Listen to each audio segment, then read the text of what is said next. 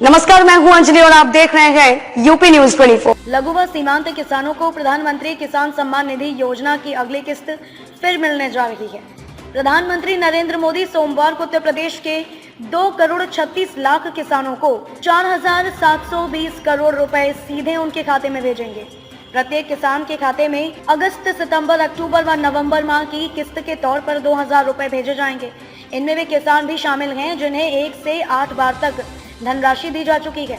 ऐसे ही प्रधानमंत्री फसल बीमा योजना से 2 करोड़ से अधिक किसान जुड़े हैं व योजना से 25,60,000 से अधिक किसानों को 2,208 करोड़ रुपए की क्षतिपूर्ति मिली है। प्रदेश में पहली बार 433,86,000 मीट्रिक टन से अधिक खाद्यान्न की सरकारी खरीद की गई व 78,23,357 किसानों को 78,000 करोड़ रुपए से अधिक का भुगतान हुआ है। किसानों को 3,92,000 करोड़ रुपए का फसली ऋण का भुगतान किया गया है व 36,000 करोड़ रुपए से 86 लाख किसानों का ऋण माफ हुआ है। भाजपा के राष्ट्रीय अध्यक्ष जेपी नड्डा ने आगरा में स्पष्ट संकेत दिए कि जनता के बीच नॉन परफॉर्मिंग मंत्रियों और विधायकों की टिकट कट सकती है।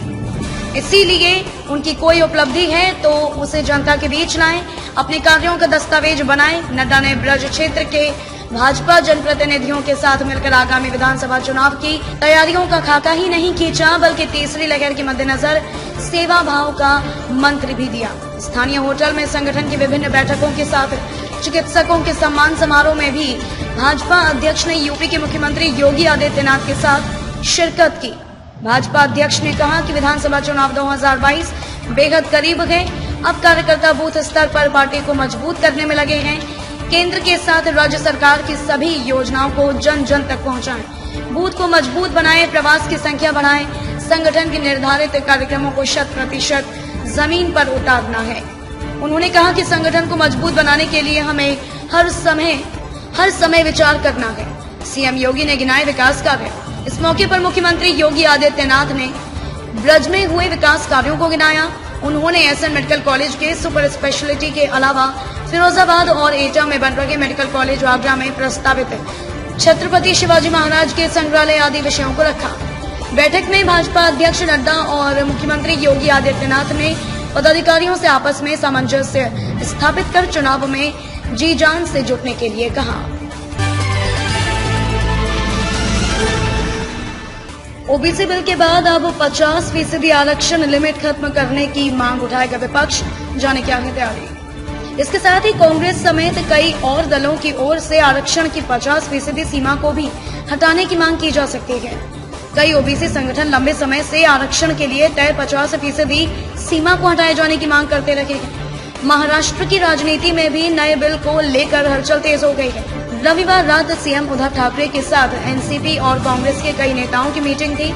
माना जा रहा है कि इस नए विधेयक को लेकर इस दौरान मीटिंग हुई थी। दरअसल मराठा कोटा के सुप्रीम कोर्ट ने खारिज करते हुए कहा था कि यह 50% की सीमा का भी उल्लंघन करता है। ऐसे में यह भी एक मुद्दा बन गया है और विपक्षी दलों की ओर से 50% लिमिट को खत्म करने की मांग की जा सकती है।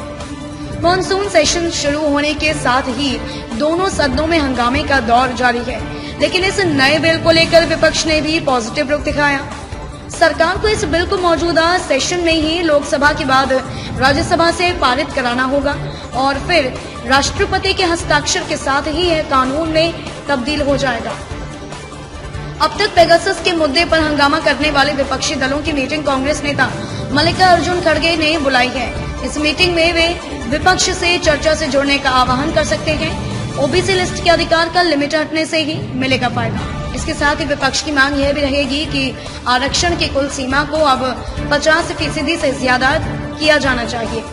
यदि विपक्ष की ओर से इस तरह की मांग उठती है तो फिर बीजेपी के लिए इसे नजरअंदाज करना मुश्किल होगा। उसे भी इस मुद्दे पर बात करनी होगी। कांग्रेस समेत कई दलों का कहना है कि यदि राज्यों को ओबीसी सूची तैयार करने का अधिकार मिलता भी है तो समुदाय को तब तक लाभ नहीं होगा जब तक कि 50% की लिमिट को हटाया नहीं जाता। इसी को आधार बनाते हुए सुप्रीम कोर्ट ने मराठा रिजर्वेशन को खारिज कर दिया था। खबरों में अब तक के लिए बस इतना ही। मिलते हैं फिर किसी खास खबर के साथ। तब तक के लिए नमस्कार। यूपी न्यूज 24 चैनल को सब्सक्राइब करें व बेल आइकन को प्रेस करना ना भूलें, जिससे आगे आने वाली वीडियो का नोटिफिकेशन आप तक पहुंच सके।